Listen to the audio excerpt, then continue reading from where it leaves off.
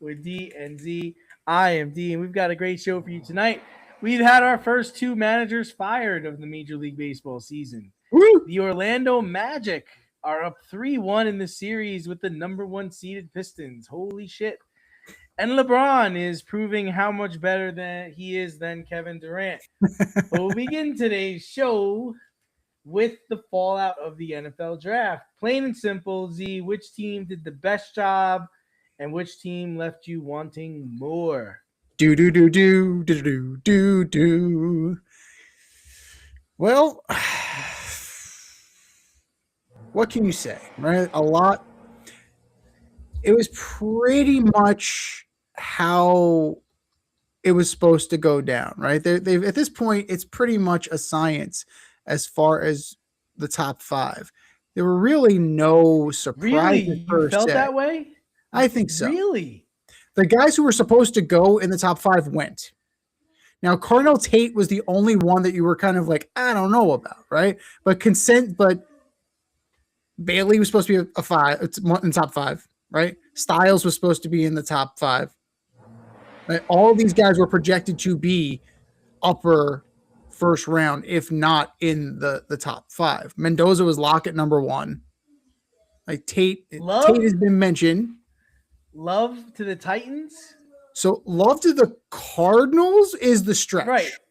Love to the Cardinals. Right. Now, right. That's what I'm trying to say. Surprise, right? Surprise and then, for that team, though. Like, reports had, like, they were dancing around. Would the Giants take him at 5? Would the Titans take him at 4? Would the Rams trade up? Would the Rams, right. So his name, there was smoke there for Jeremiah Love.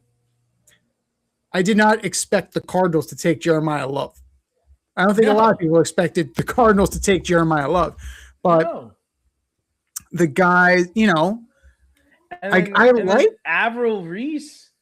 Avril Reese falling, falls to the Giants. Right? So that part you expect. David Bailey to the Jets? See, that again, the Jets fuck everything up. Right? Seriously. The projection was Reese would go to the Jets. They would not go past 2. You gotta shut it off. Why? Because I said so. Sorry about that. What about Luke? Shut it off. Go. We'll edit this part out. We'll cut that out. But once again, the Jets were projected by multiple people to take Avril Reese, and all of a sudden, we'll put a little sneaky on you, David Bailey. But David Bailey was not. But he was not a guy that was somehow like projected to be like the 20th pick in the draft and somehow got taken at 2. Like David Bailey was highly regarded, but nobody expected the Jets to take Bailey. Here's the problem I have with David Bailey. Yeah. Name the best players that have come out of Texas Tech. Outside of what do we got? We got Patrick Mahomes. Yeah. I want to say Michael Crabtree. Okay. Okay. Graham Harrell. Remember that guy? Still not a defensive player. Right. So yeah. Why am I led to believe that this guy is going to save this terrible defense, this terrible fucking team? Where Avril Reese is a game changer, right? He's a guy that can do it all. Who's the other guy? Styles. Styles is another guy. Went to the Commanders. That can do it all. What school has the most first round picks of all time? I believe it's Ohio State. Ohio State. Okay? So this is what I'm trying to say. Like, you can talk about, like, I was surprised. I was very surprised in how this all played out. So I don't think it was just a give me. Carnell Tate, wide receiver, number 4 overall. But here's the thing. There were projections where Carnell Tate was in the top 5, whether it's to the Jets at 2, the Giants at 5, or even the Cardinals to pair alongside Marvin Harrison. Could you imagine? Could you imagine if the Jets took Carnell Tate? That would have been so awesome. That would have been. Oh my god! That would have been the most Jet thing. Just throw my fucking pencil up in the That would have been the most Jet thing they could have done. Right? Right? The most Jet thing they could have done is take a wide receiver when they need a quarterback. Right? Take a wide receiver when they need a pass rusher. Take a wide receiver when they need some help in the secondary. Take a wide receiver when you need some help at a linebacker. Pretty much everywhere is what the Jets need. That being said, like they got Sadiq, the tight end from Oregon. They traded back into the first round to get Omar Cooper Jr. They drafted D'Angelo Pons out of Indiana. Like there's some good there. They did some good. I don't know if they're going to be game-changing players, but I think they're going to help the team. Now, a team that I think did a good job as far as restocking themselves from being so bad to now having some talent in the cupboard, Miami. You get Proctor at 12. You go back, you trade to get Chris Johnson out of San Diego State. Not that one, the cornerback. You get Rodriguez out of Texas Tech. Douglas out of Texas Tech. There was a run on Texas Tech players just going to Miami. But they had a ton of picks. They made a ton of trades. They moved and they got bodies. They needed bodies in the wake of the end of the Mike McDaniel era. They needed guys, and they got guys. I think that's important. The Raiders did okay for themselves. They got guys. They need depth. They got depth, right? You can argue the Chiefs did very well, trading up to 6 to get Delane. They also drafted a quarterback, right? They did. They did. We're going to get to him in a little while. They got to Nussmeier. Nussmeier was the last quarterback taken in the draft. I wonder if Mr. Mahomes has anything to say about that, unlike some of the other quarterbacks in the past that have complained about their replacement being taken. But Peter Woods, the Chiefs traded back into the first round, got Peter Woods out of Clemson. That's good. Like they got a defensive tackle. Maybe that's a guy who's going to help out Chris Jones until Chris Jones decides to move on to greener pastures. But the Eagles, once again, set themselves up pretty well, right? They traded to get Makai Lemon out of USC, which means that A.J. Brown trade is all but likely to happen. So they're drafting. They drafted his replacement, which is good. They got Stowers out of Vanderbilt, who just, he was the best tight end in college football the season ago, 2 seasons ago. They also drafted Uwar Bernard in the 7th round. He's out of Nigeria, defensive tackle. I don't think he's ever played football before. So that is interesting, right? He's part of the International Pathway Program. So dude's an athlete. Like the dude is an athlete, but it's like, sir, this is a football. Like, what are we doing here? The Steelers, they drafted a lot of guys. They brought in a lot of they brought in Drew Aller. I'm interested to see what that's going to look like, if he's, going to be any good, because now you have Rudolph, Howard, Aller, and maybe Rodgers, because the Steelers just signed him to the unrestricted free agent tender today. So that means that they'll get compensation if he leaves. So that's actually pretty interesting. Teams that left me wanting more. Always the Browns. It's like perennially the Browns. I thought they did okay. They got Sano, they got Concepcion, but that team is just so bereft. That team is just so mediocre. And they took another fucking quarterback, Taylor Green out of Arkansas. Why are you taking another quarterback? Why? Why are you doing this? Right? The Cardinals. Carson Beck. Why? Like, is he going to be? Is he the answer to your problem? Is he the guy who's going to take Jacoby Brissett's job? No, it's Jacoby Brissett's job. I don't think Jeremiah Love is going to be helpful. You didn't get an edge rusher. You didn't get a safety. You didn't get any meaningful help on defense.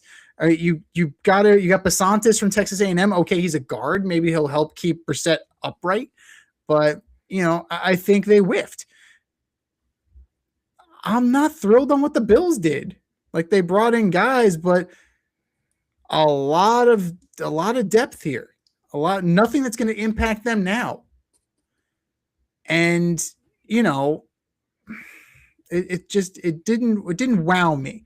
It just those moves just didn't wow me. And then the Packers didn't have a lot to work with anyway, so they needed to swing for the fences. I don't think they swung for the fences per se, but focusing on the two New York teams, because we are a New York sports show, as I like to say, the Giants, in my opinion, did a much better job than the Jets. I think that getting Reese, right, trading back to get Myhola from Miami. Okay, Mister, I'm gonna die for you. Easy, slugger. Jackson Easy. Dart, I'm gonna die for you. Like, okay, dude, you're scaring me. What did I text you? They drafted Umaga. That's amazing. Yes, let's go. Lady, you're scaring us. I know you're like extra sloppy. But I like Have some more sloppy Jones. Now, the fourth and fifth rounds, Giants weren't very active, but I do like the Colton Hood, and I like Malachi Fields. He's tall, right? 6'4", 218. I'm not saying Plexico Burris, but he's a big fucking target like Plexico was. And I think that's going to be something that's going to help out Jackson Dart. And like the Jets hit on some pieces, but beyond the ones that I already mentioned, I'm not so sure. They also took a quarterback. They took Klubnik from. They traded up to get him. Yes, they traded up to take him from Clemson. Trading up to ruin people's lives. He said he had a dream. But what did he say? He thought the Jets were going to take him. What was that? Yeah, you think somewhere along those lines. Like he dreamed about becoming a Jet. That sounds like a fucking nightmare, dude. What are you talking about? Did you piss your pants when you were sleeping? Sounds terrible. It's like, bro, are Mom, you kidding me? I woke up last night and the Jets drafted me. Oh my god, I shit the bed. Like, what are you talking about, man? Listen, it's all speculation. We could all play Monday quarterback. We all have no idea how this is all going to play out. But in looking, I agree with you. I saw what the Giants were trying to do, and it looked like they made some nice moves here. I like Avril Reese. It's like this is something that we're going to look on for the next 10 years, right? Mm-hmm. Jets and Giants fans will look at this draft and say, okay, we took Avril Reese, they took David Bailey. Who is the better player, right? It reminds me a lot of that draft so many moons ago where I think the Jets took the Patriots took Mayo, and the Jets took a guy that never made a sack in the NFL. We don't even have to talk Vernon Gholston. Right. It reminds, so it could be like that. Dallas made some nice plays too. You know what? Looking back at what they did, it's pretty impressive. I give them an A. Getting Caleb Downs, a safety, a guy who I think we thought might be a giant, right? We thought that could be the way they would have went. Potentially a Jet if they screwed it up. Right. They also get two edge rushers, Lawrence from UCF, Barham from Michigan. Shit, man, you guys defensively are ready to go. I like what they did here. I really fully feel like the Titans pick was a panic pick. I don't see the value in drafting that wide receiver there. Let's put it that way. Like, I'm not saying he's not a good player, but kind of feels like a Marvin Harrison Jr. kind of situation. Like, you're not ready for that, dude. Like, you were ready. You needed the running back. You needed Jeremiah Love. I don't know if you were trying to trade up, but that's really where you needed to go. I don't know. Right now, I think Cam Ward needs kind of like a veteran receiver. He needs someone, and it sounds so stupid, right? To bring AJ Brown back there, but almost something like that kind of guy. Like, I don't know. I mean, this guy could wind up doing well for the Titans. I just didn't seem like this was the right play at the right time, The Cardinals, Dr. Beck, I don't really, I don't really get that one. I don't get the Jeremiah Love. I mean, because Jeremiah Love is not Saquon Barkley. You know Right. what I mean? He's not Saquon Barkley. He's Touched by the not hand of God. right. He's not Edgerrin James. He's not this guy. I look at him like, wow, you were so great for Notre Dame, right? And I Right. agree. I think he's one of the few running backs that can go 100 yards, 95 yards on a play. But there are games where he was gassed, man. There are games where I didn't think he were really overperformed. I would. What would you say his ceiling is? Maybe like a Brian Westbrook kind of area, right? And So the player comp I've heard for him and that I've seen is Reggie Bush.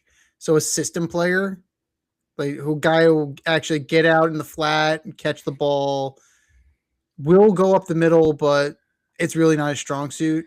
yeah, and like the other thing I wonder is like I feel like the Cardinals, were you guys thinking about taking Ty Simpson, and then he got drafted in the first round? You're like, fuck, well, who's the next guy? I guess we could take Carson Beck, because like the Carson Beck, it screams Matt Leinart to me. It screams like Mm, that whole situation where this guy is just looking to get paid. I mean, let's not sugarcoat this thing. We know who he is. We yeah. know what he's been through the last couple of years. You're gonna make a pro out of him. I mean, really, I don't really see that happening. Um, What I it's find an interesting though, to go back to Tate, is that yeah. ESPN has him ranked as the third best wide receiver. So Who they have Tyson, number? Who they have number Jordan one? Tyson is two, Makai Lemon's number one. Yeah, like so again, you have a situation where you have a defensive coach in Sala. You have Dayball, who is really trying to hang his hat on. He created Josh Allen, like he's still trying to Yeah. spit that juice out, right? Yeah. Yeah. And this is what I don't see it. Um, but And hey, man, I mean, anything can happen. As good as What? Lemon is, he's 5'11". The other guys are 6'2", 6'3". So I think that's what kind of hurt him a little bit. But I mean, you're right. Dable is hanging his hat on that. Like it's gonna be like, can he do? Is Cam Ward that? Is he Josh Allen? Or are you gonna try and Because make the this other guy part Josh that Allen? it kind of screams to me, Sammy Watkins too. Remember Sammy Watkins was Sammy taken, Watkins was a solid pro though. not Eventually, a first round pick though. no. He's not a first round pick, and he got taken. I want to say top 5, top 10. Sounds And about it right. kind of reminds me of that. It's like you guys are reaching here. Like you got to listen. We've talked about this many times. When it comes to the draft, it's best player available. Mhm. It's not. You yes, you have some holes on your roster you want to fill, but I mean, the Rams So taking Ty Simpson in the first round. Like what the that was fuck, interesting. guys? Yeah, that was interesting. What are But you doing? to go back to it, who do you think? Okay, so if you think that Cardinal Tate is a reach at 4, and obviously like Mendoza wasn't on anybody's board because everybody knew he was going to the Raiders, right? So Yeah. at that point, it's like, who's your best player available? Who are they banking on? Were they banking on Bailey?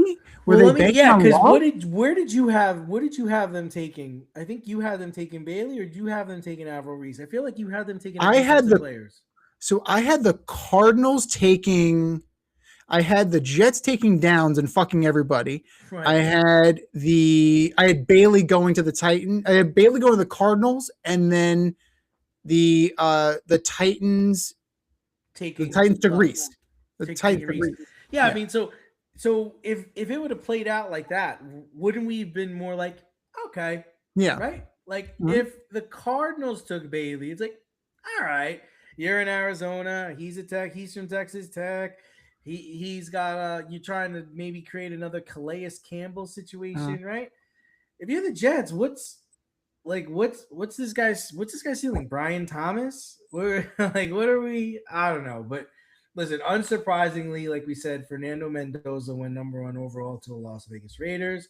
But there were some surprising quarterback picks. Ty Simpson went 13 to the Rams.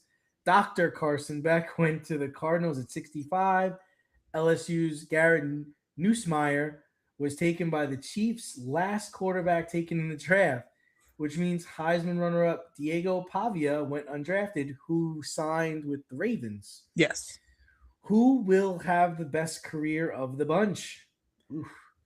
Yeah, of this group, right? It's very, Oof. I now guess we in the have to best, define what the right. best career year is. Well, the best, who's in the best position right now? It's kind of hard to argue that it's not Ty Simpson, right? Now,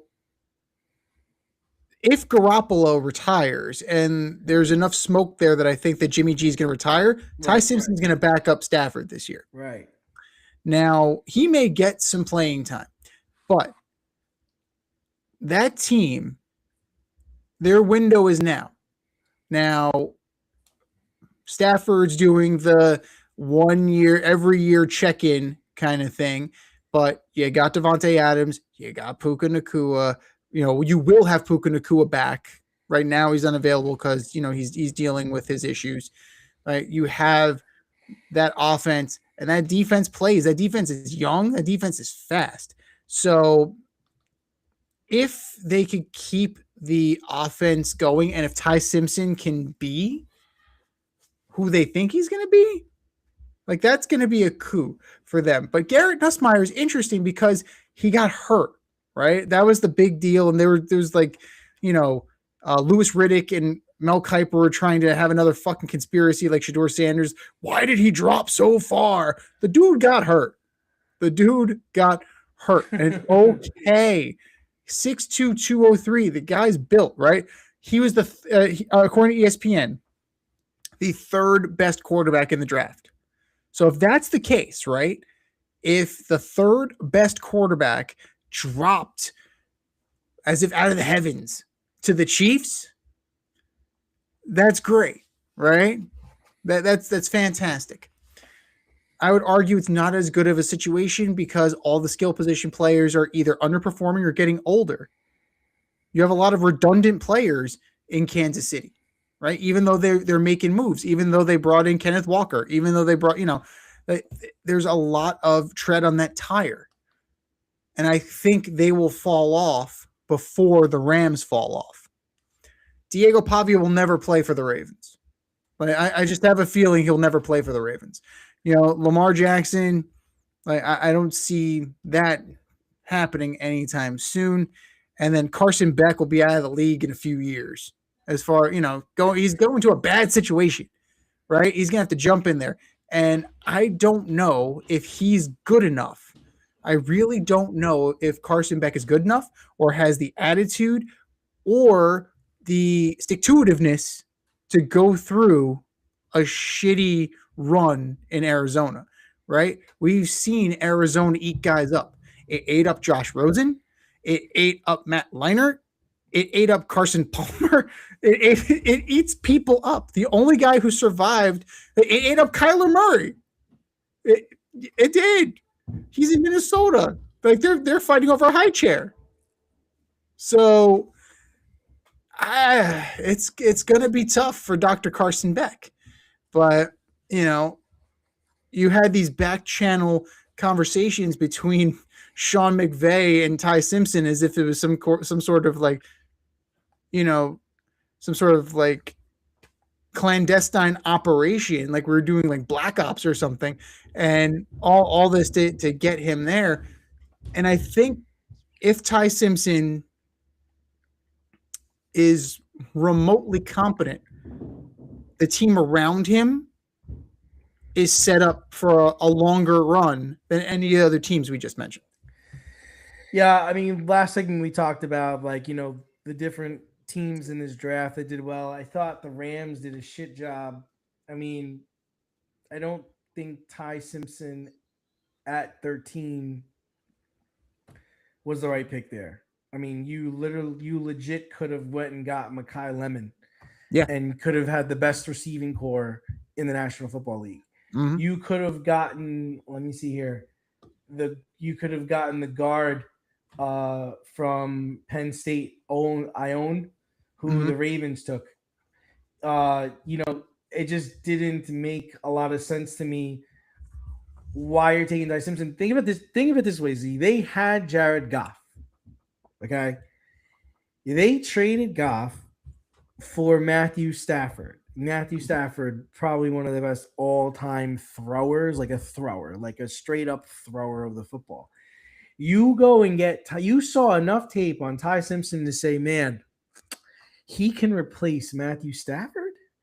Really? Like, is that really you were thinking here? That's the thing I'm having a tough time seeing. Like, it would behoove you to get another thrower of the football, a guy who maybe played 3 or 4 years in college or 2 years in college. This guy has only got Ty Simpson only has 15 starts. Right. I mean, the project. We just don't know. We don't know. To run your system, I know that Goff wasn't good enough, and Stafford has been and is a thrower. Is Ty Simpson a thrower? You're telling me you didn't think he was going to be there? Like, who were you worried was going to take Ty Simpson, right? Like, you had a second round pick. Did you not think he was going to last until the second round? Were you that worried? And if if somebody took Ty Simpson, there isn't another guy. You wouldn't want the kid who got hurt from LSU. You wouldn't want to take a shot on the Clemson kid, Drew Aller. You were looking at Ty Simpson, and you're like, man, we got to get him before anybody else does. I don't know, man. It's hard. It's hard for me to wrap my head around that.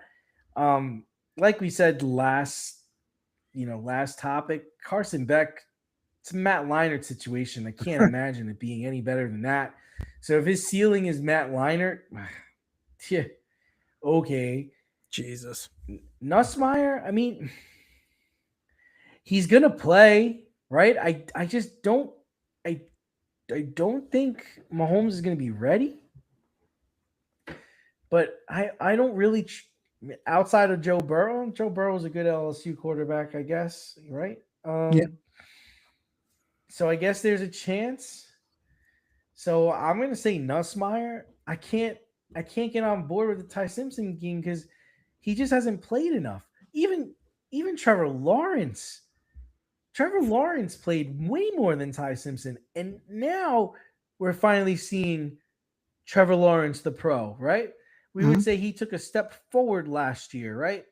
Like, now if Trevor Lawrence was in this draft, yeah, sure, trade up, go get him. But playing for Alabama, really? What? Look at the Alabama quarterbacks who have come out. He ain't Jalen Hurts. No. Is he Mac Jones? He might be able to be Mac Jones, but that's his player comp. But look at Mac Jones. Like, Mac Jones is good. Mac Jones finally got good. Is he 13th overall good? Again, I think when you're dealing with the draft, you want to take the first player available, the best player available. To me, Ty Simpson to the Rams was like, what the fuck are they doing? Now, the Pavia situation, I mean, he just talks himself into that. I mean, that's you running your mouth. That's you not hiring an agent because you don't want anybody to touch your money. This is all over. You created this, dude. You are lining yourself up to go play for the fucking USFL. That's cool, man. You can go. You can be a star there. That could be you. That could be you. Absolutely. And I mean, as far as needs, right? One pick after Ty Simpson, you had Ione from Penn State, right? You could have reinforced the defensive line with Ruben Bain.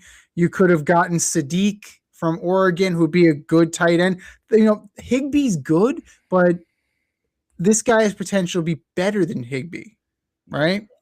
You could have gotten Blake Miller, anybody afterwards, right? So many options. Even the kid Concepcion seemed to be like penciled in. This guy's a Cleveland Brown, but you got a guy like he was the 6th best receiver listed.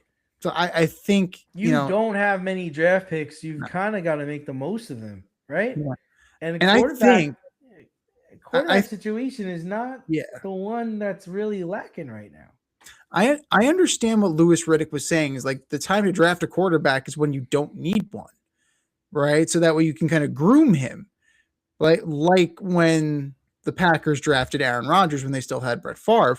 But at the same time, you could have filled a position of need. Now they screwed the Steelers, right? Yeah. You're looking at they took an offensive tackle. We pretty much earmarked it. Rob Adams earmarked it. They were looking at Ty Simpson hard at 21. And nobody else took a quarterback the rest of the way, right? Right, and maybe that's what they were. Maybe that's why they took him there. Maybe they caught wind that the Steelers were going to take him. That's the only thing I can think of on why you're spending your first round pick on this guy. You're just pretty much fucking over the Steelers, and you're trying to beat some other team to the punch. But I don't see it. Well, we'll see what happens with him, but. Over to college football, as Texas Tech transfer Brendan Sorsby has entered a treatment program for gambling addiction, per ESPN's Pete Thamel. He is currently under NCAA investigation for making thousands of bets via a gambling app. Given the current landscape of sports, is this the tip of the iceberg, and how should the NCAA handle this? To make matters worse, dude. To make matters worse, he bet on his own team. This guy's done. He's done. I love it. Done. D-U-N, done. But what can the NCAA do about this? They're not going to extricate themselves from gambling.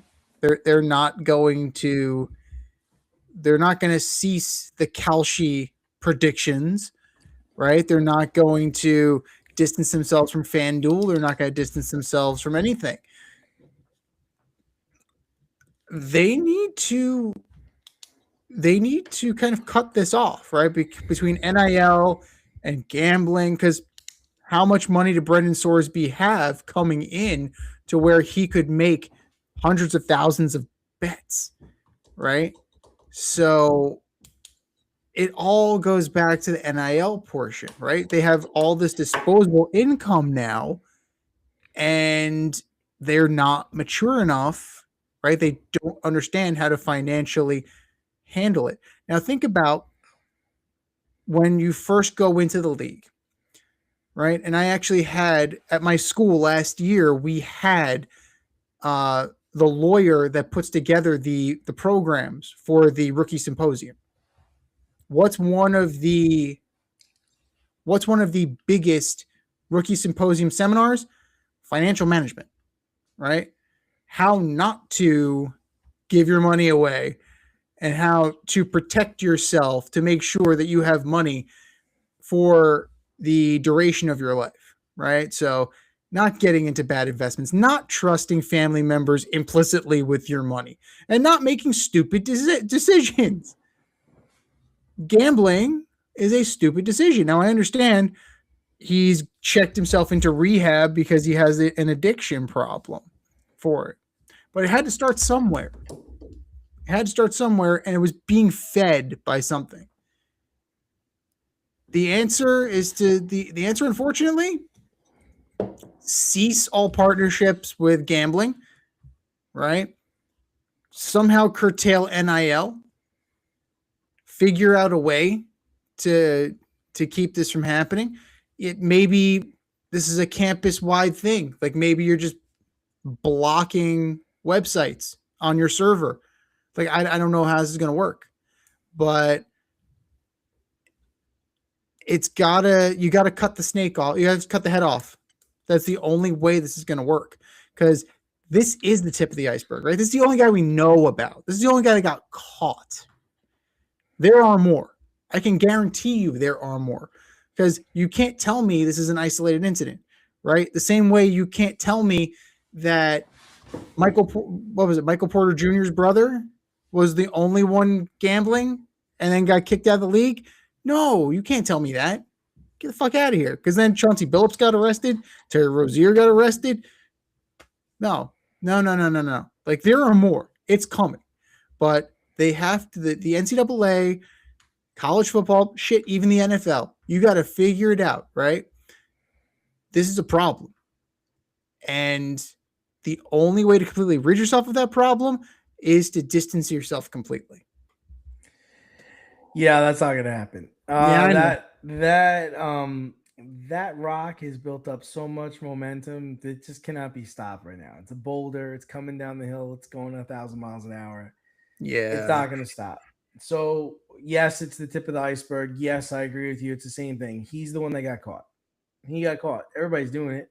Yeah. What's going to happen is that sports, especially college, is just going to become WWE theater. That's what it is. Mm. It's going to be bought and paid for like boxing is, right? It's like boxing is like a joke now. You know, you got these guys that are literally putting on a show. Hey, you take this much money, I'll take this much money. We'll go 12 rounds. Go easy on me, go easy on you, and we both walk away with money. Right. Same thing is going to happen in college. It's like, well, I'm not making that much nil money, but you know what? I could take a dive this game and have somebody put some bets on for me and make some serious cash. Oh, you know what? I'm gonna bet on myself. I'm gonna ball out in this game, and I'm gonna take extra money. That's what's gonna become until the point where two sides. What's gonna happen eventually is two sides are gonna talk to each other and like, oh Mhm. man, you know what? If we both put on a really good show, if we put on a 6 game series or a 7 game series and get to game seven, we can have more money. Mhm. That's where we're heading. If anybody thinks otherwise, you're crazy. The only sport where I don't think it'll happen, and I'm probably just, naive, is hockey. I just don't know if I don't know if hockey players would do that. They have tremendous amount of respect for the sport, and I can't see a situation where a hockey player would take a dive or a hockey player wouldn't do his hardest out there. But here's the I thing, though. I yeah, agree with you from the standpoint of the heart and the dignity that hockey players play the game with. They are the least paid of the four. yes, They are the lowest paid. right. So if you give them, like Ted DiBiase once said, everybody's got a price. Everybody's got a price. Everybody's got a price. I just think it'll be a. I guess what I'm trying to say is I feel like in the other sports, eventually there'll be two people tangoing on it. I don't know if in hockey you could get two teams or two players or a bunch of players to kind of be doing it, like a whole Right. Black Sox situation, where I could totally see that happening in a college basketball game. Mhm. I could totally see, like, think about like a time when a heavily favored Duke or a heavily favored Kentucky is playing a bummy school. It's like, man, we could really get a payday today. You know what I mean?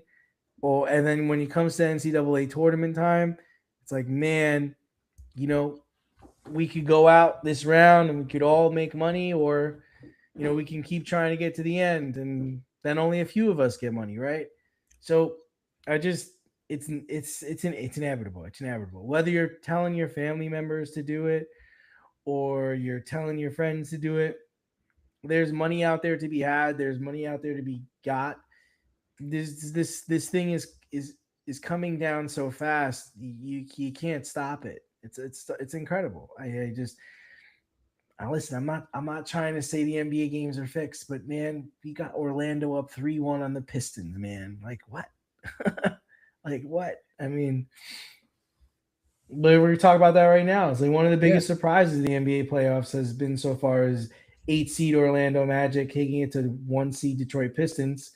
What at first seemed like a typical road team stealing one game of the series has snowballed into a 3-1 lead by the Magic. What has been the difference in the series, and what does this say about the Pistons if they get bounced? Cade Cunningham can't hold on to the ball. Like, how many goddamn turnovers? I He was don't think he's. 24 I don't think turnovers. he's healthy. I don't think Yeah. he's healthy, and the Orlando Magic are just a tougher team. And when I say tougher, they're just bigger, Mhm. and they're built for this high contact basketball game, Mhm. right? They're just built this way. They're Wagner and Boncaro, like they're just built for this, and they're just taking these shots. They're like, whatever, Mhm. man, we're just as tough as you are, you know. And they brought in Desmond Bain, right? They traded for him. Good He's a player, defensive beast, good player. But that's the thing. Cade Cunningham, I don't know. Like, he's playing through it. If he's healthy or not, we're not going to know until it's over. But that you can't have 24 turnovers in 3 games. Can't. That's James Harden territory. Yeah, no, that's unacceptable. You have him, Tobias Harris, and then everybody else is just kind of like there. So what does it say about the Pistons? Is that they maybe outkicked their coverage this year? Like maybe they were a year too early, and they probably need a little more veteran seasoning. So I think that you can retool a little bit. You can bring in a few more veterans or one impact veteran. Giannis, I'm looking at you. So you pair Giannis with Cunningham and Tobias Harris. That's not a bad 3 right there. That's not a bad big 3. What would it take to get him? But we said it last week. Orlando was the 4 seed last year. Between injuries and underperformance, that's how they got to the 8. It's not about talent, right? The Orlando Magic were so bad for so long. They finally have the talent they need. This is an aberration because Orlando should not be the 8. So Detroit is good. They could maintain this with a few tweaks to this and a healthy Cade Cunningham not turning over the ball. But they're just getting slapped around. Like this is, it's a bad matchup. Right? It's definitely a bad matchup for them. Now look at Sixers Celtics. I think that they would have fared better against the Sixers, and I said as much. But yeah, this is just a bad matchup for them. And they need to figure out how to deal with physical big people. And part of that is having a healthy Cade Cunningham. I mean, could they win 3 straight? It's possible. Anything is possible. I mean, if we're looking at it, that would mean they have to win 2 games in Orlando. They lost by 11. They lost by 8. And then they lost by 6. So the first game is the only one where you could say is like a total it was out of reach. But even then, 11 isn't really that far out of reach. In the 3-point era, that's 4 shots. Yeah. Right? Now they'd have to win a game in Orlando. I don't know. I can't see it. I can't see it right now. So it's gonna be a long off season for Detroit because you're looking at 60 wins, the best that they've been in a while. You restored some hope, and then you got bounced. So yeah, I mean, I think there's a lot that's played into this. Cade was hurt down the stretch. Uh-huh. Their chemistry seems to be off. Like you said, there's a lot of turnovers. Mm-hmm. There also isn't consistent offensive play. They seem to be lacking cohesion. You'll have 3 good possessions in a row and then a bonehead foul or blown assignment or something of that nature. And it's just like, guys, what are we doing? Uh-huh. Like, what are we doing? And you're right. I think you nailed something. Is like you're playing an Orlando team that underperformed this year, but for some reason they've gotten their shit together right now. And you're getting the best of them. Like they're hitting their shots, they're playing tough defense. That's the other thing. They're playing really tough on Cade Cunningham, and they've pretty much figured out. It's like we shut him down, we shut them down, which is what you were worried about all season. You were worried that a team was going to figure out. All right, I mean, they're good, but they're Cade Cunningham good. If we just stop Cade or give Cade a hard time, we're going to be in this thing. We're going to have a chance to win. But Tobias Harris is not a 2, though. He's not a Robin. He's not a Robin. He's probably he's a good solid 3rd. I think they need another guy because Thompson chipped in 6 points in 32 minutes, right? Duren, 12 points in 31 minutes. Karis LeVert had 2 points in 25 minutes. Karis LeVert used to be good. What happened to Karis LeVert? How about this team was slapping the shit out of the Knicks all season too? Yeah. See, we're talking about matchups, right? This is a bad matchup for them. The Knicks were a very good matchup. Yeah. Because you would also argue that if the Pistons were playing the Hawks, that series would probably be over by now. It's a wrap. Right. Mm-hmm. Yeah. So, it's tough. I do think the Pistons are going home. I can't see them winning 3 games straight. It just seems like a tall order for a team that, they're finally got their shit together. It just, Cade not playing towards the end of the season and then coming back, and there just doesn't seem to be any chemistry there. No, well, not when he's clearly trying to play hero ball with a number of turnovers. He's trying to pressing. He's pressing, and he's not really seeing the court well. But I don't want to take anything away from Orlando. I think they're also giving him a tough time. So completely. I want to make sure that I'm giving Orlando their due diligence. But my God, did not see this happening. Right? Like, no. Are you kidding me right now? 1 versus 8. No, it was very surprising. You thought that it would have been a struggle, but you didn't think they would be 3-1 going the other way. No. So no. But over to the Western Conference as the undermanned Lakers take a commanding 3-1 series lead over the Rockets. But what is more intriguing is the status of head coach Ime Udoka.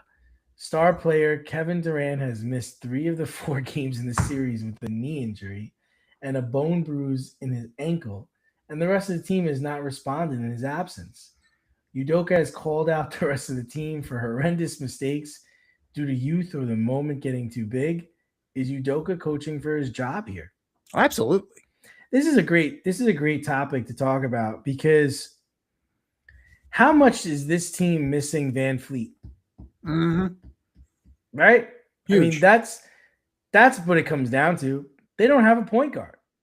Amen Thompson is not a point guard. He can't play point guard. He just cannot distribute the fucking basketball. He just can't. And it's a shame. It's such a shame. It's like this team is such a mess. They should be so much better than what they are. And unfortunately, people are going to get fired and people are going to get traded. Like Kevin Durant, he's got to go. I don't know the extent of your bone bruise. I don't know the extent of your ankle injury, but motherfucker, we need you out here. Like, stand in the corner and just take jump shots. Like, they don't have Luka Doncic or Austin Reeves, and they're up 3-1. They were originally up 3-0. Like, damn it. Like, and what the hell happened? What's this point guard's name? Who's the guy that's playing point guard right now? Reed Shepherd. What the fuck happened to that guy? What happened to him? Why all of a sudden does he think he's Klay Thompson? Stop shooting threes, asshole. Bring the ball up. Distribute the basketball. What are you doing? What happened to the Reed Shepherd that played for Kentucky? That was this amazing guard. What happened to him? Dude, I'm watching this guy brick 3 after 3. I'm just like, dude, stop shooting the 3. You don't have a 3-point shot. Throw the ball inside. Jabari Smith needs to stop too. What did you say? Jabari Smith needs to stop too. 2 for 10. Jabari's trying to be something he's not. He's trying to be Kevin Durant. That's what he's trying to do, because Kevin Durant's not playing for some godforsaken reason. But what a shit show this team is. Well, here's the thing. It just goes to show how much this team has taken to the identity of Kevin Durant, right? Like, as he goes, they go. But this team did respond to Udoka, right? He said, this is careless. This is young players not being too small for the moment. And then 16 from Jabari Smith, 20 from Eason, 19 from Sengun, 23 from Tom. They responded. Wait, that's another guy. Sengun, dude, missing layups. Like, missing layups. Missing layups. Like, I feel like I'm watching the WNBA. Dude is under the basket. He's almost 7 feet tall, and he's missing bumming layups. Dude, what the hell are you doing? Then he's shooting threes, and you're like, for God's sake, man. the fuck? What the fuck? What the fuck are we doing here? No, exactly. But if you're looking at it, right, there was more of a spread in this last game, in game 4, that kept the Rockets alive. More guys showed up to play. But Austin Reeves he may be coming back for game 5. They don't even need him. Yeah. But I think that, like, if they do get him back, yeah, they don't need him, but it'll be nice to kind of ease him back into the lineup for the next round. Because the Lakers, like, you got 10 points from LeBron in game 4, right? You're clearly, like, he's getting near the end here. There was the DeAndre Ayton show. He had 19 points. But there's no reason, right, that the Rockets should be this far behind an injury-riddled Lakers who are older, right? And this team, a lot of this team was already assembled. It's not like a Phoenix Sun situation where you're just like putting together a team with duct tape and a wish because that's who you can afford. Right? No, these guys were there. They were there before Kevin Durant got there. So, it makes it all the more disappointing. And then you think about the coaches that are available, and then maybe you start to think, shit, Ime Udoka may not survive this, right? Like last time, it was the behind the scenes relationship that got him packed, right? But this time, you're telling me that the owner of the Rockets won't place a phone call to Steve Kerr? Why wouldn't you? It's due diligence. And we don't know if Kevin Durant would be like, call Steve Kerr. I won with him. Like, he's my guy. Billy Donovan's available, right? Mike Brown could be available in a couple of days, right? At least that's what Frank Isola thinks. Regardless. Listen, how about we just get like an oldie Warrior team together? That let's see Curry.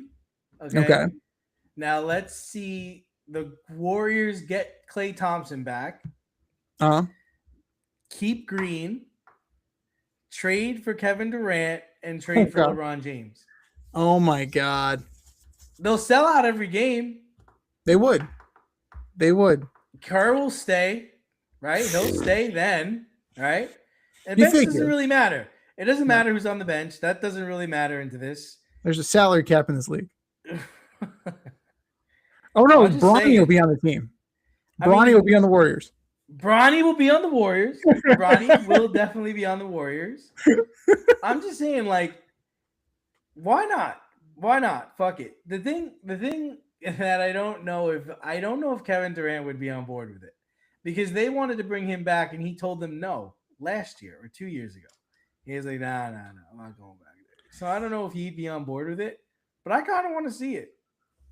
No? It would be interesting, just like the old gunslingers getting, and you still have Jimmy Butler. So like, right. I don't think you're gonna be able to get with Jimmy Butler. You might have to trade him away to get some of these other guys. Right. You might have to trade Butler to the Lakers to get LeBron. or to the Mavs. That would be interesting. Or to the Mavs to get Klay Thompson. Yeah. Interesting.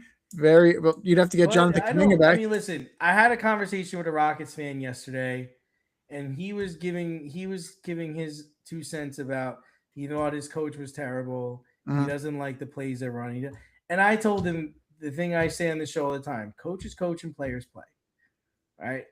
It's just that these are facts. All right. Yeah. They don't have Kevin Durant right now. Okay. Now, the Lakers don't have Doncic. They don't have Austin Reeves, but they fucking do have LeBron James. They do have him, who there's nobody on the team. There's nobody on the Rockets that can check him. There's nobody, and even when Durant's out there, he can't check him. No. So the one game they won, I don't even think Durant played. Nope. DNP. Right. And so whatever. I mean, I think it is what it is at this point. I don't think he should lose his job, but for the way the season has gone and for the way the season is going to end, heads are going to roll. Players are going to get traded, GMs are going to get fired, head coaches are going to get fired because Mhm. you can't be down 3-0 to the Lakers. Like, you were supposed to be like a top 2 or 3 team this year with Kevin Durant. And the Suns made the fucking playoffs without Kevin Durant. So it's like, how good is Kevin Durant? Right. And which is why I say, which I said in the opening, is like, we're seeing how much better LeBron James is than Kevin Durant. I mean, Kevin Durant's only championships have come with the Warriors, a team that already was winning championships before he got there. And Right. then since he's left there, it's almost like he went to the Warriors so everybody would shut the fuck up. It's like, all right, I I got won the my- championship. I was the best player on this team. Leave me alone. Because that's basically what it feels like. Because ever since he's left there, he hasn't done shit, and nobody even talks about him anymore. Well, the Brooklyn experiment was such a disaster, right? The Phoenix experiment was such a disaster. Every place he's gone since he left the Warriors has been an unmitigated disaster. And yet, owners keep taking a chance on him, which is why I think that Udoka won't survive, because ownership will side with a player of his caliber, right? How many coaches is Giannis going to get fired, right? How many times can a superstar get his way? Even an aging superstar like Kevin Durant, right? Will ownership side with the player over the coach? More often than not, they do. TBD. But in one sport where ownership is not siding with the coach, over to baseball. As the Mets, Phillies, and Red Sox are off to dreadful starts, 2 teams have made managerial changes, and no, it's not the one you think. The Boston Red Sox have cleaned house. They fired Alex Cora and most of his coaching staff, and Rob Thompson was relieved of his duties today as the head coach of the Philly, which means Donnie Baseball will be coaching the Philadelphia Phillies. Kind of cool. So is Mendoza next? Is that going to happen this week, or is the coach of the Astros going to get canned? What do we got? According to the Astros, Joe Espada is safe. Like, he's not the problem. Okay, that's nice. And to a degree, that's true, because you gutted the team, right? You let Bregman walk. You let the team get old. The minor league farm system has not produced what you thought it would. Jeremy Pena is decent, really good on some days, but you haven't replaced those guys. And look at Altuve. You still haven't replaced Altuve yet, and he's still He's there. playing well, though. I think he leads the team in runs. Yeah, but he's older, right? The whole point of this is that you're supposed to kind of refresh the team, so when you phase out the older players, you don't miss a beat. And they haven't done that in Houston. The Red Sox are a fucking nightmare. They it's the curse of the Mookie Betts trade. Never mind fucking Bambino, right? That's done. Well, you did Cora a favor. He's like, thanks. Get the fuck out of here. My But- shit's already packed. Like, they listen, I think coaches coach and players play. We've talked about this before. When you're an analytical team and it doesn't work out, why are you blaming the coach? Isn't like how is this the coach's fault? I don't get that part. You traded away Devers last year to keep Bregman, and then you let Bregman go to the Cubs. Like, what what the hell just happened? Who hired this crew? Weiler Abreu's good. Mhm. He's not Manny Ramirez good. No. Like, you put where your are eggs you in the looking for the crochet runs basket. to come from? Who's the other kid they have? Roman Anthony. Roman Anthony. He's good. He's not Garcia Parra. He's not David Ortiz. Like, what were you expecting to happen? I mean, Can we all agree that letting Bregman walk was the biggest mistake that they made? Like, give him whatever he's asking for. You just let go of Devers over this guy. You traded Devers. You essentially traded Devers for this guy. How could So you do this? it's effectively it was letting Bregman and Devers walk in favor of Wilson Contreras and Caleb Durbin, who are, Wilson Contreras used to be very good when he was a catcher, right? Caleb Durbin is still a prospect. This is what his second year in the bigs. He's good. He's just not playing really well right now. But that's not Cora's fault. I can't make him play better. Right. And what's going on? Like, I can't explain why Garrett Crochet has a 7 ERA. I don't know what the fuck is going on there. And then Sonny Gray's hurt. Thanks. And Ranger Suarez. What is Suarez even doing here? How did we even get this guy? But he's probably the best pitcher out of the three right now. But that's the thing, though. Like, you're looking at it. They've had to bring up Peyton Tolley. They had to bring up Connolly early. They've had to reach down into the minor leagues, right? You still have Bayo. You still have Suarez. You still have Crochet. But none of the rest of those pitchers, none of that pitching staff really excites you, right? Suarez was a good pick. We thought he would be a good pickup, right? Because, he's used to playing in a small ballpark and he's a stud pitcher, right? The Sonny Gray thing was the Sonny Gray thing, and we kind of knew that would blow up in their face. But this team is definitely playing below what it's capable of. But when you look up and down that roster, it's not a bad team, right? You have Duran, Anthony, Abreu, Yoshida, Rafaela, Trevor Story. Trevor Story's actually playing, for Christ's sake. Trevor Story's actually playing. Yeah, 172. Yeah, well, define playing. He's out there. He's actually on the field for the first time in a very long time. Right? This is the second year. To be honest, I mean, what are we talking about here? Were they 5 games under 500? Is that where they're at? They were 11-17 last time I checked. All right, so they're 6 games under 500. Right. I mean, they're in the mix. They're 12-17. All right, so they're 5 games under 500. But then you're looking at we're a month into the season, right? Right. I mean, and that's fine. That is survivable, right? They're not defending them here. I'm just trying to say, like, what did you want Cora to do? Like, what didn't Cora do? That's all I would like to ask. Like, what didn't he do? Where did he fall short? Yeah, that's the question. What are the moves? What's available to him? And I don't know that, right? I mean, 12-17. The Blue Jays are 12-16, riddled by injury. They just got you Savage back, so you figure they're going to steady their ship.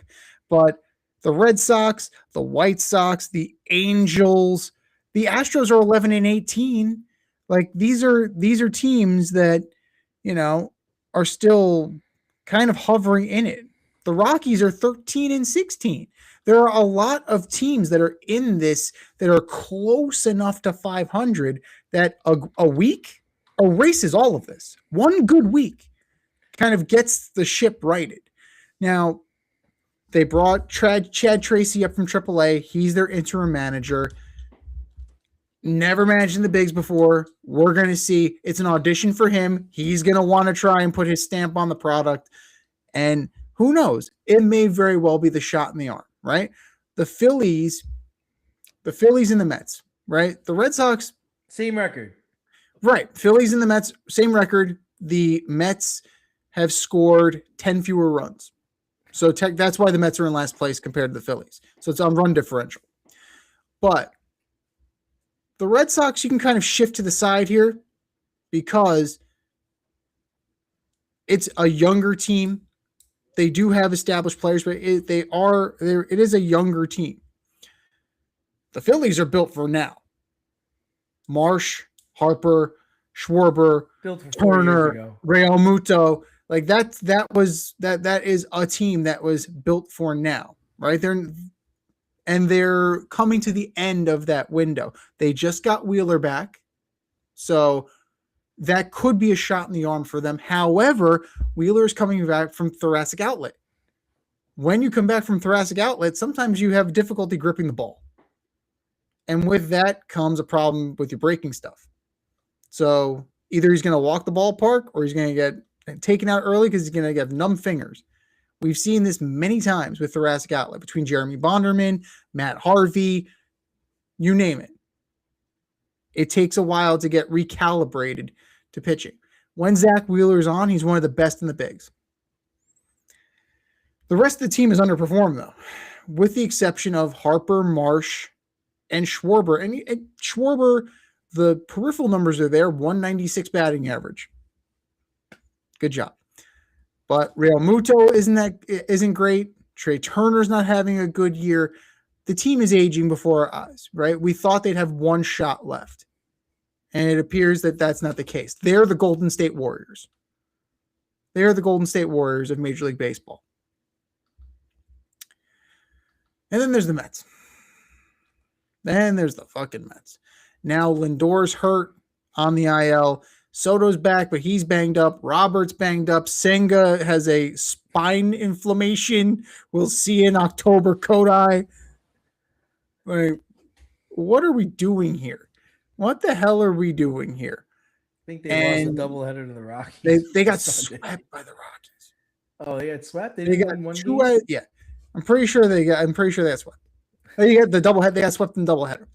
But they took 2 out of 3 from the Twins after losing 12 in a row. So there's that. They're currently beating up on the Nationals. Okay, good.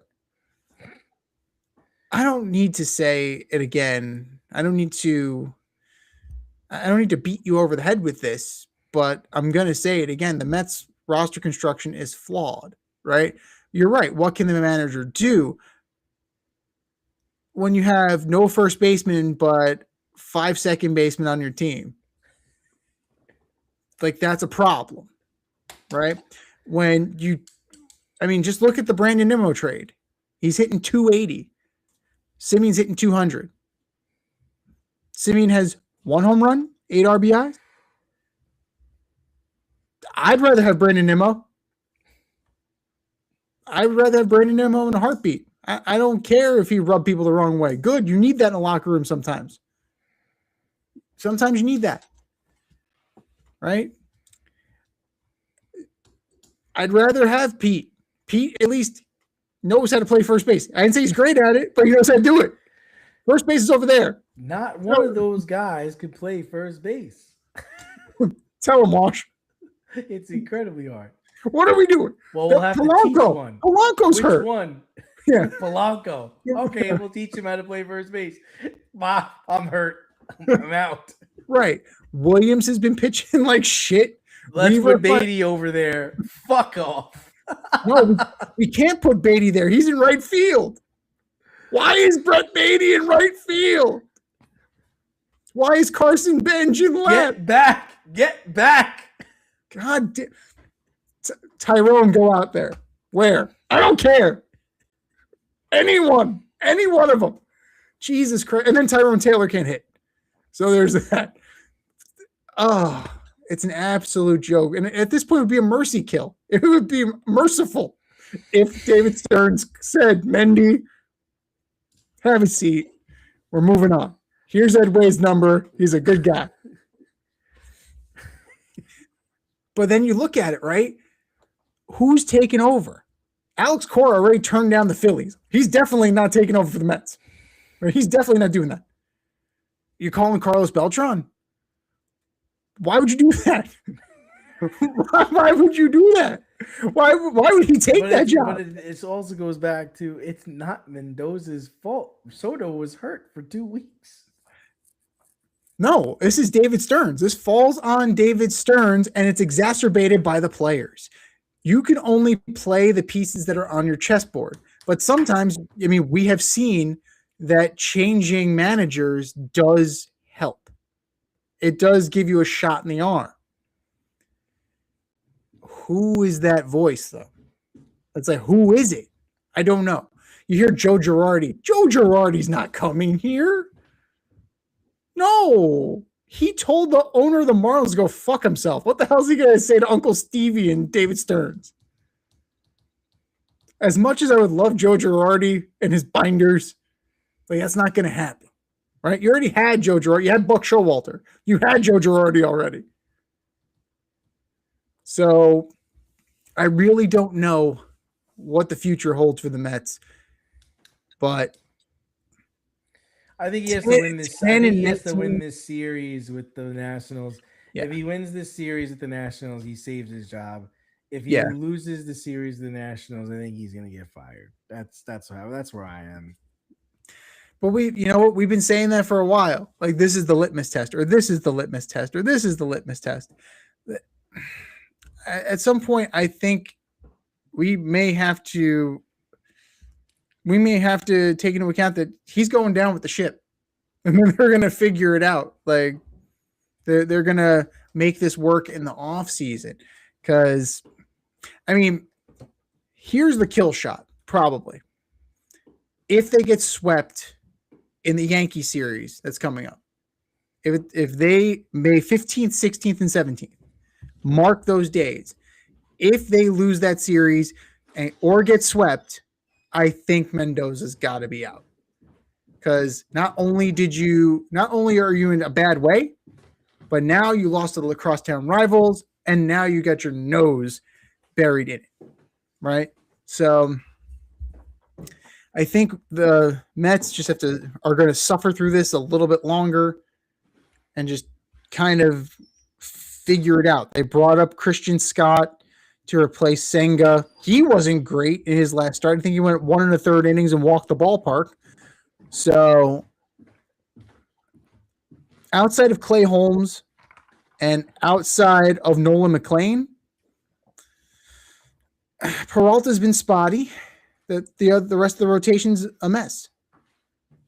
There's Weaver, there's Rayleigh, and a lot of guessing in the bullpen. Brazaban is pretty decent.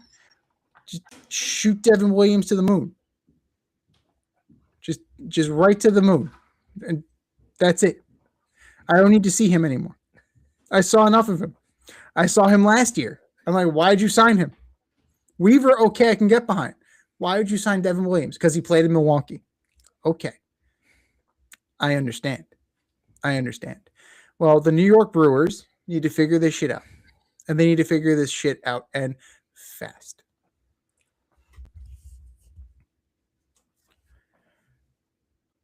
All right, boys and girls, here it goes. This is the choice route. I give you 2 names, and you make a choice. Pretty straightforward, right? That's a pretty straightforward game. This week, we are choosing the remaining NFL free agents. You ready, D? Sure. Choice route number 1. Stefon Diggs or Deebo Samuel? Oh, God. Oh, these are going to be tough. You know, I saw Stefon Diggs play last year. I know he was playing against the COVID, the New York Jets, but he looks pretty good. I mean, he's just coming off of going to a Super Bowl. Deebo Samuel, I mean, that dude's always hurt. For some reason, teams always want to play him at running back. I don't really understand that. So I'm gonna go with Stefon Diggs here. I'm gonna go with Deebo because of the versatility that you just mentioned, and he's also 2 years younger. But that's the thing. Like, it is a young man's game, and while Deebo is 30, and that's not exactly young for wide receivers. For a guy who's built like him, I think that is going to be a little bit more enticing to an organization, especially when you take into account the fact that Stefon Diggs always seems to have like trouble circling around him, right? There's always some sort of issue, right? Now it's the sexual assault claims. Before that, it was what happened with Cardi B. Like, it's always it's like a permanent cloud over Stefon Diggs. So if you want a permanent cloud, by all means, go with Stefon Diggs. I'm going to go with the guy who just wants to work and get paid. Choose between Hassan Reddick and Joey Bosa. Hassan Reddick and Joey Bosa. Oh my. Okay, I'll take Bosa. I'll take Bosa in this one. Um, yeah, I mean he just seems like he's the better athlete. Another guy that gets hurt, but he seems to play more than Hassan Riddick did for the New York Jets. That situation was so funny. Everybody played more than Hassan Reddick played for the New York Jets. That was so great. He Oh my outlasted Joe God. Douglas on that. That was so awesome. Jesus, I'm gonna have to agree. I mean, So awesome. I forgot about Joey that Bosa. guy. Say what you will about Oh, Joey you'll Bosa. be in camp, will I? Oh, really? Okay. All right, bet, You motherfucker. traded for a guy that did not want to play here. I don't know if that's better or worse than the Zach, the I don't even remember his last name. Oh my The God, Zach Wilson situation. that's awful. That It's Zach absolute- Wilson thing is just, man. That's the other thing that gets me. Again, you have the number 2 pick in the draft. You're coming off of 2 or 3 years ago. You took this kid from BYU in this weak ass conference, and you just haven't learned your lesson. You're taking David Bailey. I'm not saying David Bailey's not a good player. I think he's a fine player. But you would think that you would just go a route that's just a little bit more sturdy. They've never produced a defensive player that made any impact in the National Football League. Their greatest claim to fame as a school happened recently with Patrick Mahomes in the air raid offense, right? Before that, it was Graham Harrell. Like, you would just think it was like, you know what? By God, this time we're just gonna go the old Ohio State route. Or you know what? We're just gonna get a kid from Michigan. All right. We know the kid from Michigan can play football. Like, you know, you just every time. It doesn't look good for Mr. Bailey. It doesn't look good. He said. It doesn't look good. I'm just saying he could turn out to be a wonderful person and a fantastic football player. I'm pretty sure he led the nation in sacks, or he led the Big 12 in like he led something in sacks. He had 14 and a half sacks. Great player, but you would just think that we would just go a much more safer direction. Like, every scout I know said Avril Reese was the best defensive player in the draft, and Styles was the best athlete. Okay, based on that, we're going with David Bailey. What? But that's the Jets' MO. Like, you acquire players that don't want to be here. So that's just the game that they're playing. Now, Hassan Reddick did play once they finally moved on from him, and he was okay. Wait, they fired Saleh, they fired Joe Douglas, and then he came, right? He's like, I'm here. I'm ready, boys. Let's go. Let's get it. That was so great. Which one's my locker? Where's my parking spot? I'll just park in this Joe Douglas spot over here. Reserved for a head coach. I'm all right. I'm just going to slide right in here. Go right here. But between the two, I'm with you. I think I'm going to take Bosa. I think he's got a nose for the backfield, that high motor. I think he's got a little bit left in the tank. He showed it with Buffalo. We'll see. That's what I was going to say. He played. Listen, they didn't make it last year. I thought he played well, and he actually played. Like, he played. Right. That's the thing with the Bosa brothers. It's a success when they actually make it on the field. Yeah. Like, Nick Bosa also got hurt.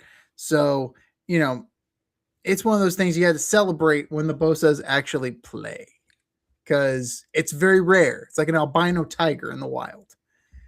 Choose between tight end edition, David Njoku or Jonnu Smith. Oh, I like Jonnu Smith. I like him. I liked when I believe he was with the who was he with last year? He was with the Patriots last year, right? He was with the Steelers last year. He was the Patriots before that. Yeah, I liked him when he was with the Steelers, with the Patriots. I think he spent some time with the Titans. I think he spent some time with the Falcons. Yeah, I just think he's a nose for the end zone. He seems to he blocks very well. He catches very well.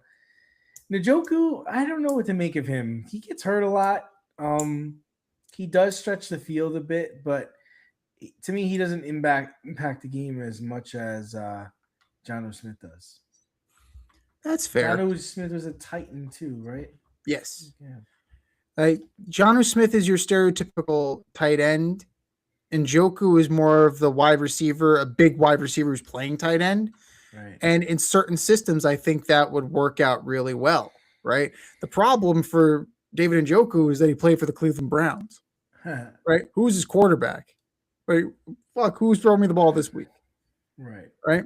You put this guy in a system with a competent quarterback, like, dare I say, if the Raiders start Kirk Cousins for the first few weeks of the season, just to let Fernando Mendoza get his feet wet, or even if they let Mendoza go, like you give him a target like David Njoku, you might see some things, right? Or we talked about the Rams not taking a tight end. Okay.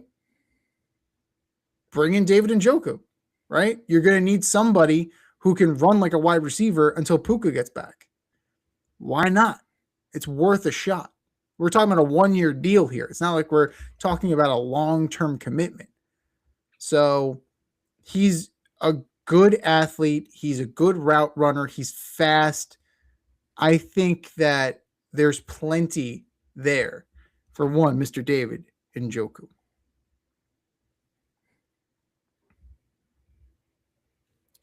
All right, boys and girls, you know what time it is. It's time for your Alleged Superstar of the Week. You know how it goes. We put up a poll on our X account at FadeRouteDNZ and our Instagram poll at FadeRoute Podcast, and vote and vote and vote and vote. And the winner of this show, this poll, gets a shout out in this year's show and takes home the coveted ass trophy. And do you know who took home the coveted ass trophy, D?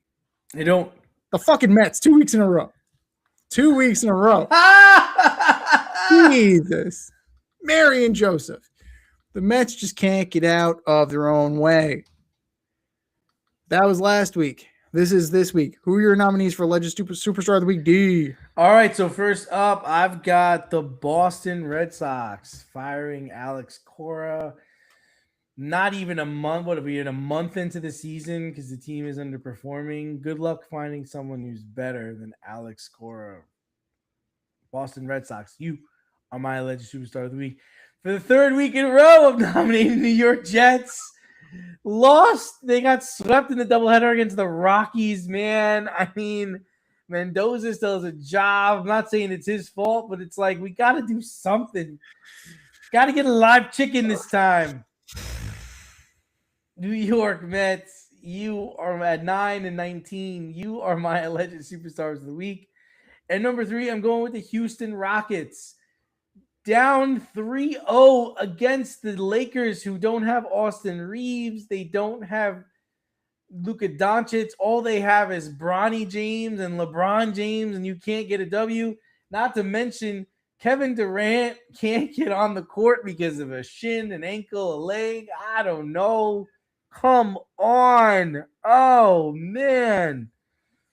The Houston Rockets, you are my Alleged Superstar of the Week. What do you got, Z? I mean, those are good choices. You really can't disagree with a lot of them. I'm going to start with Kodai Senga. My God, man. The first 3 starts, you looked great. You looked like you were back. You looked like the guy that finished second in Rookie of the Year. And you were throwing pretty hard. You were throwing 97. Ticked down to 96. Now down to 95. Still throwing hard. Getting tattooed to the point where you don't make it out of the 3rd inning. And now you're on the IL with lumbar spine inflammation. Knowing Kodai Senga, we will see him probably September 1st. Kodai Senga, you are my Alleged Superstar of the Week. Number 2, the NCAA. Those bastards. God almighty. Reports indicate that the NCAA tournament is expanding to 76 teams. We're just waiting on the vote. So that means you're going to have, instead of the first 4, it's like the first 12. So you're going to take the next 24 teams, right? So that's 12 games, and those winners now get into the tournament. So what are we really talking about here? How far back are you willing to go? And how long do you want to make this tournament? At this point, just let everybody in. Oh, wait a minute. That's what the regular season is for. That's what the conference tournaments are for. It's almost like there's this whole process in place to get the best of the best in place. Oops. But no, it's not a money grab. No, it's not a money grab. Don't worry. That's fuck out of here. What are you thinking? What are you talking about? Silly goose. NCAA, you NCAA, you are my alleged superstar of the week. And number 3, I got to go with the Phillies. Bottomed out just like the Mets. Can your manager appointed Don Mattingly as the HMFIC? We will see how Donnie Baseball does in the National League East and how those veteran players respond. But 9-19, not a good look. Not a good look at all. Oh, excuse me. I shortchanged them. They're 10-19. Good job. Way to go, Phillies. Philadelphia Phillies, you are my alleged superstar of the week. I think we said our piece. Go to our X account at FadeRouteDNZ. Go to our Instagram poll at FadeRoute Podcast and vote and vote and vote and vote. And for our nominees.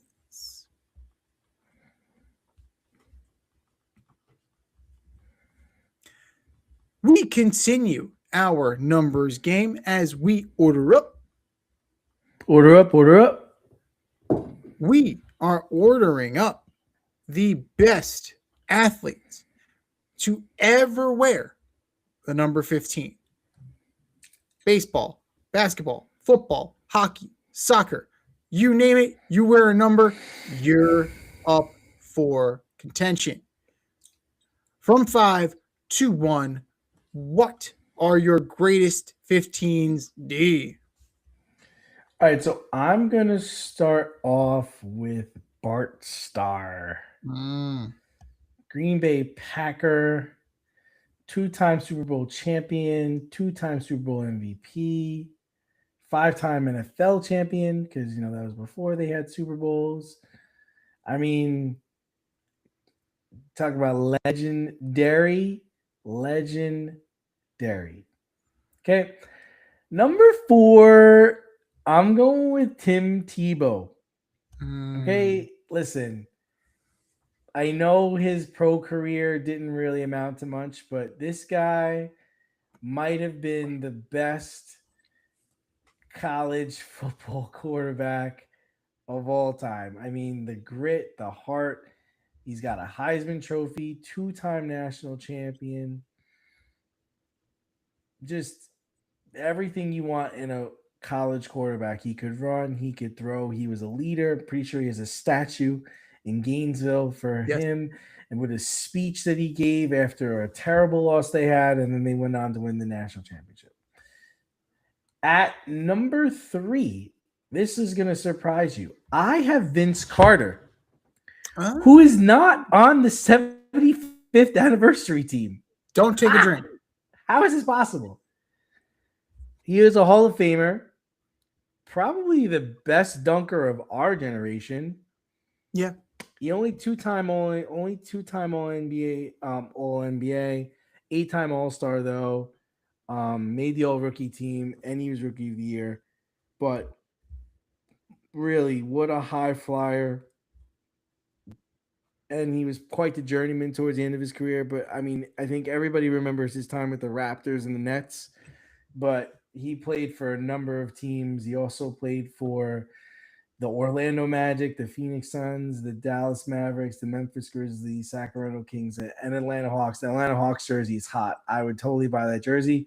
I have his Raptors jersey, but one day I'd like to own all of his jerseys. He was definitely just a great player. Number 2, I'm going with the Joker, another guy who's not on the 75th anniversary team, huh? This guy does it all. He's a walking triple double. He is a national. He has an NBA championship and 3 MVPs. He should get the MVP for this year too.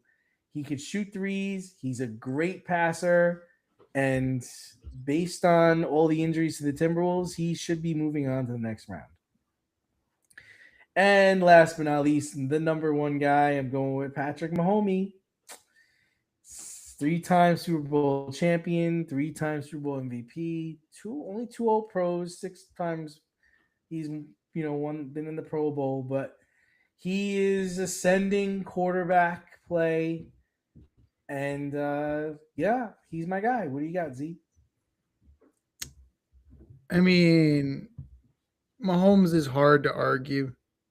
Mahomes is very hard to argue. I'm going to try. Oh, so honorable mention. Thurman Munson, right? Honorable mention to Thurman Munson. 100% honorable mention to Thurman Munson. So rookie of the year, 7-time All-Star MVP, World Series ring, 2-time World Series ring. So 3-time Gold Glove, taken way too early, way too young. So honorable mention for Thurman Munson, Hall of Fame player all the way. Number 5, I got Beltran. That's right, Carlos Beltran, 279 career hitter, Hall of Fame this year, Rookie of the Year, World Series champion, 435 career home runs, 3-time Gold Glover, 9-time All-Star, 2-time Silver Slugger. It's there, right? There's plenty there to warrant his inclusion on this list, and plenty to enshrine him into Cooperstown. Number 4. Now, he didn't wear 15 his entire career. He only wore 15 for part of his career. The beginning of his career in Denver, that would be Carmelo Anthony. 22.5 points, 6.2 rebounds, 2.7 assists, 6-time All-NBA, 10-time All-Star, a Hall of Famer, 75th anniversary. Take a drink. He also won the national championship with 15. At Syracuse. Yes, he did. Yes, he did. Scoring champ in 2012 and all-rookie team in 2003, 2004. So, yeah, Carmelo Anthony deserves to be on this list. Number 3. This might be a little sneaky for you, but Dustin Pedroia, 299 career hitter, MVP, Rookie of the Year, 140 career homers, has 2 rings, 4-time Gold Glover, was a Silver Slugger. There's plenty there for the laser Hall show. of Famer?